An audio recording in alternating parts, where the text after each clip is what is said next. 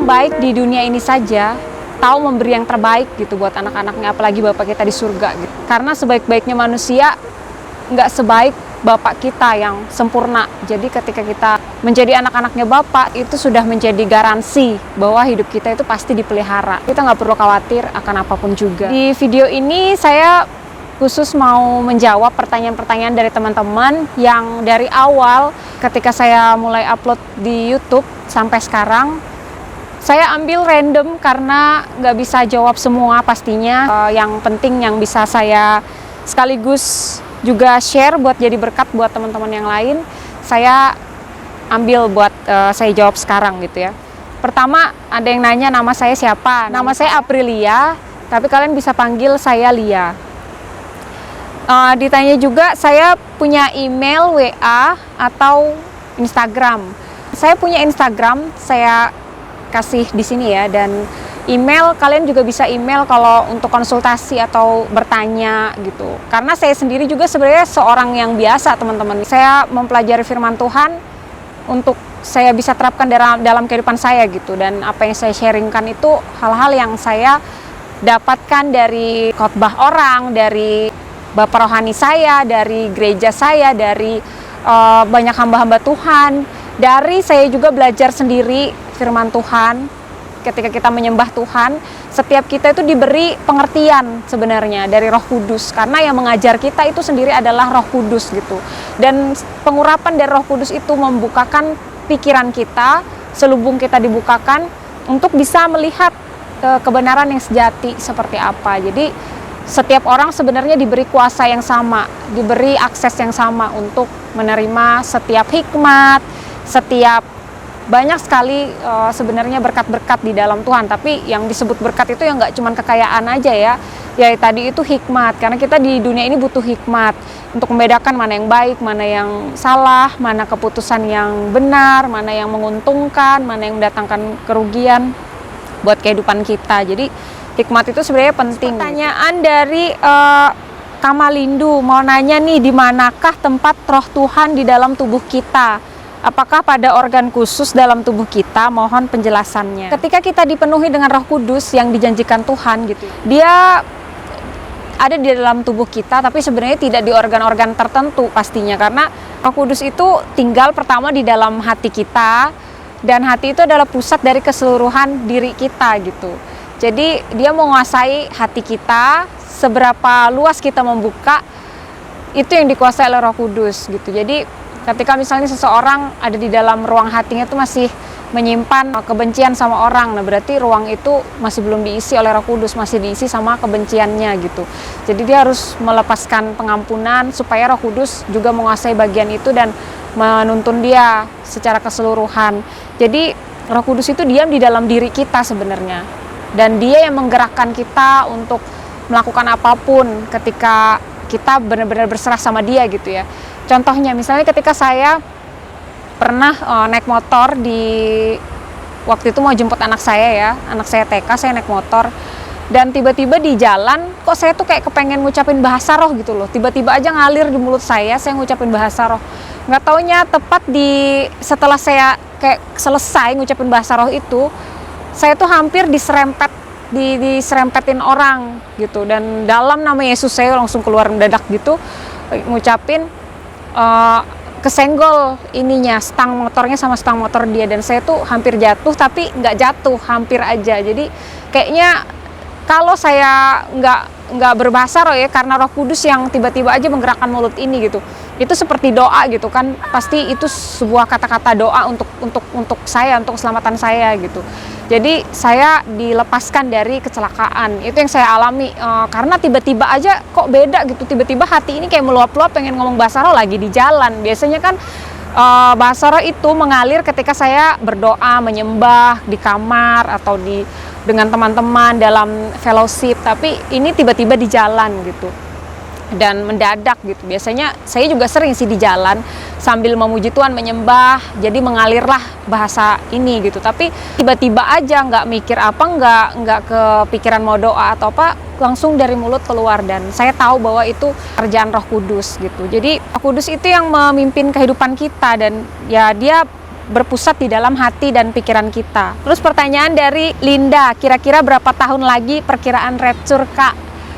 Sebenarnya firman Tuhan berkata, gak ada seorang pun yang tahu kapan rapture itu terjadi, kapan hari Tuhan datang menjemput kita itu terjadi gitu.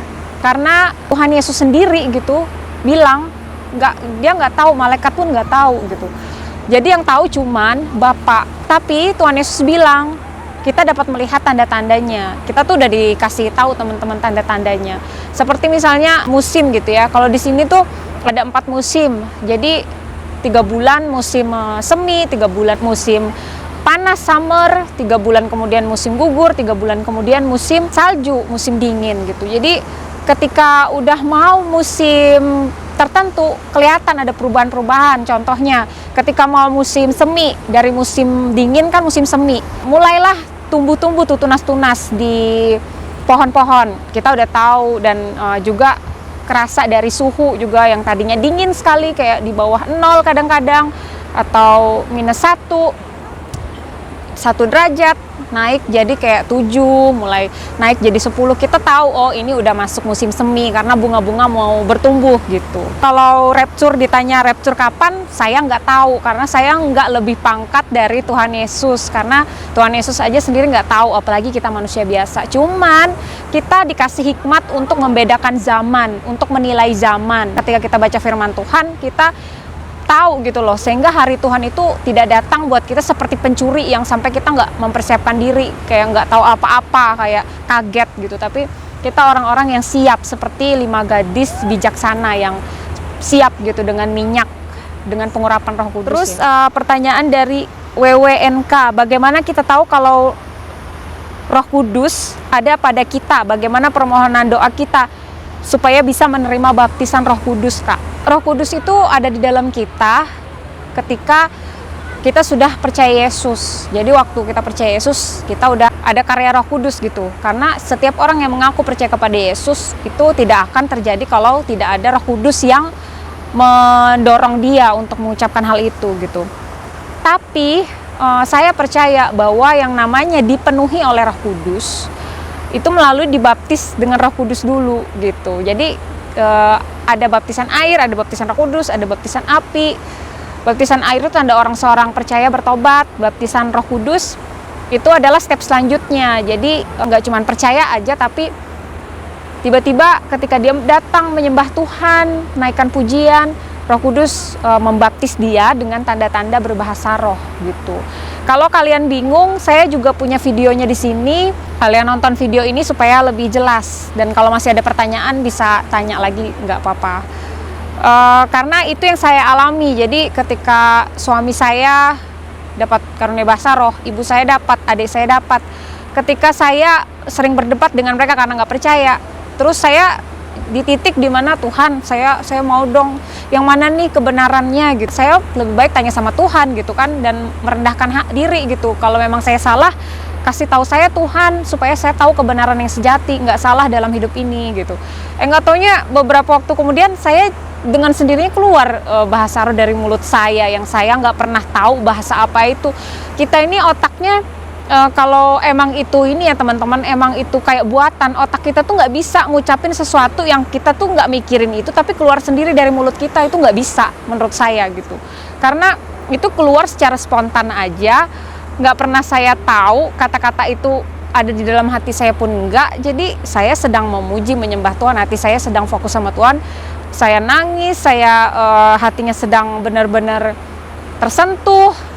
Tiba-tiba keluar sesuatu dari mulut saya dan saya merasa damai sejahtera sekali, dan merasa setelah itu menjadi orang yang berani gitu loh, karena kayak ada suatu kuasa di dalam diri saya, apalagi yang saya takutkan gitu ya, berani untuk memberitakan Injil. Tiba-tiba saya berani untuk berdiri di depan ibadah keluarga gitu ya, untuk sharing firman Tuhan dan lainnya. Jadi itu yang saya yakini benar, bahwa Roh Kudus itu sebenarnya disediakan buat kita untuk menolong kita, menjadi penolong kita, sehingga dia menunjukkan kepada kita kebenaran, dan karunia-Nya bersama dengan Roh Kudus tadi, ketika turun dalam kita itu ada karunia-karunia Roh Kudus juga yang diberikan gitu ya di dalam kita, itu juga berfungsi untuk membantu kita sendiri dan juga mendukung pelayanan gitu, membantu jemaat, membangun orang lain gitu. Jadi bagaimana permohonan doa kita supaya menerima baptisan Roh Kudus, ya cuman membawa hati, diri, menyediakan waktu, konsisten menyembah Tuhan itu sih, karena Tuhan itu emang senang disembah. Jadi dia memang punya hati buat orang-orang yang menyembah. Jadi ketika kita mengangkat pujian dan penyembahan yang tertuju kepada Tuhan, dia akan bekerja, dan kalian pasti juga dibaptis dengan karunia, dengan Roh Kudus ya, karena baptisan Roh Kudus itu buat saya sangat penting gitu. Ini bukan bicara tentang gereja tertentu, aliran tertentu, tapi ini bicara tentang firman Tuhan. Nah, jadi kalau kalian memang mau lebih jelas, bisa nonton di video yang ini. Terus Mike Lesmana, apa teknologi nggak berguna bagi manusia, kayak dipasang chip gitu supaya kita sempurna? Memang betul ini, tapi berhubungan dengan Tuhan, tanda 666 antikristus, apakah berhubungan dengan Tuhan? Mungkin gitu maksudnya ya. Tanda 66 itu berhubungan nggak dengan antikristus? Ya kita kan cuman dikasih Tuhan firman Tuhan di dalam Wahyu bahwa ada tanda bilangan 666 gitu, yang akan suatu saat membuat orang yang memakai tanda itu jadi bisa membeli dan menjual, sementara yang nggak pakai nggak bisa membeli dan menjual, dan itu akan terjadi pada akhir zaman gitu. Karena berdasarkan itu firman Tuhan, kita percaya ya itu pasti akan terjadi suatu saat. Dan ketika Tuhan Yesus zaman dulu aja gitu, nubuatannya orang-orang gitu ya, akan ada anak Allah lahir di dunia dan dia akan menyelamatkan, dia akan menjadi juru selamat, dia keturunannya Isai, dia keturunannya Daud. Banyak orang juga mungkin yang nggak percaya kapan Tuhan Yesus datang sebagai juru selamat, kapan ada terlahir yang katanya anak dari keturunan Daud, kapan ada Tuhan turun gitu. Nubuatan-nubuatan itu pun ada gitu kan pada zaman-zaman dulu di kitab Yesaya, Mika dan sebagainya. Dan kemudian itu benar-benar terjadi pada saatnya yang nggak diduga semua orang juga gitu, sehingga nubuatan yang tadi tergenapi. Demikian juga dengan nubuatan yang akan terjadi di masa depan, itu pun pasti akan tergenapi, cuman ya waktunya cepat atau lambat kita nggak tahu kapan, yang pasti itu akan terjadi. Terus, gitu. Kak mau tanya, maksudnya diundang perjamuan kawin anak domba itu maksudnya gimana ya Kak? Kan di dalam Alkitab yang sudah mati tidak akan kawin dan mengawinkan. Kita ini adalah mempelai wanitanya Kristus. Laki-laki atau perempuan, kita semua itu adalah mempelai perempuannya Kristus. Kristus itu sebagai pengantinnya gitu. Jadi perjamuan kawin anak domba itu adalah pernikahan jemaat Kristus dengan Kristus. Karena kita ini diikatkan kepada Kristus sebagai kepala kita gitu, sebagai mempelai pria. Nah, itu sebenarnya cuma perumpamaan sih teman-teman. Itu apa ya? Bukan benar-benar pernikahan yang kita pikir secara manusia, laki-laki dan perempuan gitu, yang mungkin membangun keluarga atau apa di dalam kehidupan kita yang manusia ini gitu ya. Karena nanti ketika kita menikah dengan mempelai pria yang akan datang, nggak tahu kapan saatnya, tapi kita harus menjadi seperti gadis bijaksana yang selalu bersiap gitu sebagai mempelai perempuan, dan nanti kita akan berjumpa dengan mempelai pria kita dan masuk ke perjamuan kawin anak domba. Artinya kita masuk ke dalam tempat perhentian yang Tuhan sediakan gitu. Kak mau tanya nih, kalau nggak minta maaf dengan orang yang kita pernah sakiti karena malu, tapi kita tetap minta ampun kepada Tuhan Yesus, apakah masih diterima? Ini tentang yang hanya ada satu cara untuk bisa masuk surga ya, dan pertanyaannya demikian. Ya Tuhan itu menilai hati ya, jadi kalau kita emang masih ketemu orangnya, diberi kesempatan bertemu dengan orang yang dulunya kita punya masalah sama dia, dan emang ada kesempatan untuk kita minta maaf untuk membereskan permasalahan kita sama dia, kenapa enggak gitu? Karena Tuhan mengetahui ya setiap rencana yang dia tetapkan dalam hidup kita, hari-hari hidup kita sampai detik kehidupan kita tuh semuanya ada dalam rencana Tuhan. Jadi kalau Tuhan masih mengizinkan kita ketemu dengan orang itu, ya sebaiknya kita membereskan masalah kita sama orang itu gitu. Kalau memang nggak ketemu ya apa boleh buat, tapi kalau sekarang masih bisa lewat WA, nggak ketemu pun masih bisa lewat hal-hal lain, media sosial yang lain, dan masih kalau memang masih terjangkau, kenapa enggak gitu loh. Karena kita emang ketika udah beres itu ya teman-teman, kita kayak rasa sama Tuhan tuh lebih dekat gitu loh, dan untuk masuk ke dalam hubungan yang lebih intim sama Tuhan tuh lebih dekat, karena kita sendiri nggak ada tuduhan di dalam diri kita atas permasalahan atau hal-hal yang belum beres di masa lalu kita. Dari Husmi, Kak, saya mau tanya, apakah benar vaksin COVID-19 di dalamnya terkandung chip 666? Sekarang saya sedang kebingungan harus menerima vaksin atau tidak. Saya pernah share video ini ke teman-teman untuk membuka wawasan kita aja ya, karena kita kan menjadi orang yang harus menilai zaman gitu. Jadi setiap ada kalau saya ya, setiap ada firman Tuhan dari siapapun, dari hamba Tuhan, saya dengerin dulu, dan saya juga punya filter gitu. Nggak semuanya langsung saya telan untuk saya ambil keputusan dalam kehidupan saya. Saya dengerin dulu semuanya, saya nilai keadaan zaman juga, saya dengerin berita juga. Jadi setidaknya saya punya wawasan gitu. Nanti saya berdoa, saya tanya-tanya kepada orang yang lebih senior, yang saya percayai gitu ya, kakak-kakak rohani, bapak-bapak rohani, atau saya dengar dari firman Tuhan yang saya percayai sumbernya gitu. Dan saya berdoa, saya menyembah, Roh Kudus memberi saya hikmat.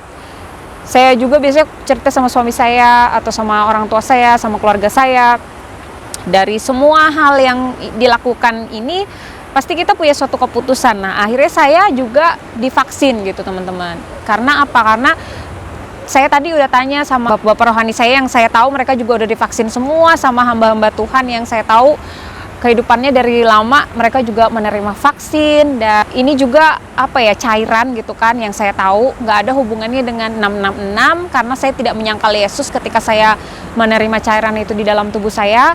Tapi kalau kemudian berlanjut gitu ya, hal ini menjadi sesuatu yang lain, saya pasti sama Tuhan ditolong, nggak mungkin enggak, karena kita itu nggak dikasih jebakan gitu, saya yakin. Karena semua tuh pasti karena pilihan kita. Kalau emang kita dibilang kamu mau nggak terima ini tapi kamu harus menyangkal Yesus, nah baru kita memang nggak mau, karena saya nggak mau menyangkal Yesus gitu. Tapi ini dari awalnya emang menurut saya ya, kita ditawarkan karena alasan untuk kesehatan dan untuk taat sama pemerintah gitu. Jadi kalau alasannya masih seperti demikian, dan saya lihat juga banyak hamba-hamba Tuhan yang saya percayai mereka juga menerima itu. Jadi saya juga berdoa dan saya bilang, Tuhan kalau emang bukan dari Tuhan tolong batalkan. Tapi kalau emang Tuhan izinkan saya sampai hari H nerima vaksin ini, ya berarti Tuhan izinkan hal ini gitu. Itu aja yang saya mau sharingkan. Semoga dari pertanyaan tadi bisa terjawab semua, dan kalau kalian ada pertanyaan, saya pasti baca juga pertanyaan-pertanyaan kalian dan akan saya jawab kapan-kapan ya teman-teman. Tuhan Yesus memberkati.